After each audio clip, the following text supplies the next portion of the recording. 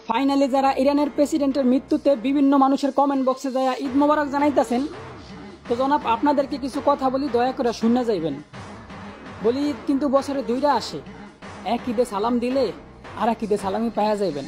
আর হ্যাঁ, ইব্রাহিম রাইসির মৃত্যুতে আমরা শোকাহত কিন্তু ভরসাহীন নয়, কারণ মুসলমানদের ভরসা স্বয়ং আল্লাহর উপর কোনো নির্দিষ্ট নেতা বা প্রেসিডেন্টের উপর নয়।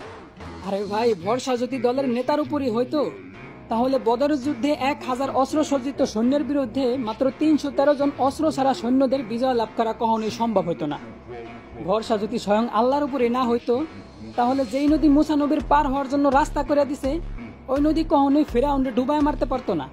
আসলে মুসলিম যুব সমাজ সম্পর্কে আপনাদের ধারণাই নাই।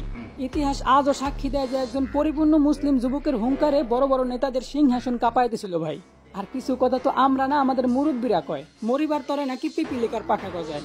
তো পরিশেষে ইসরায়েলবাসী ও ইসলামী দুশ্মনদের একটা কথাই বলতে চাই, এতটা ঈদ মোবারক জানায়েন না ভাই, কারণ আল্লাহর উপর ভরসা করে যদি একবার ইসলামী যুব সমাজ জায়গা ওঠে তাহলে আপনাদেরকে ঈদের সালামি দেওয়ার জন্য এমন হাজারটা ইব্রাহিম রাইসি তৈরি হইব ভাই।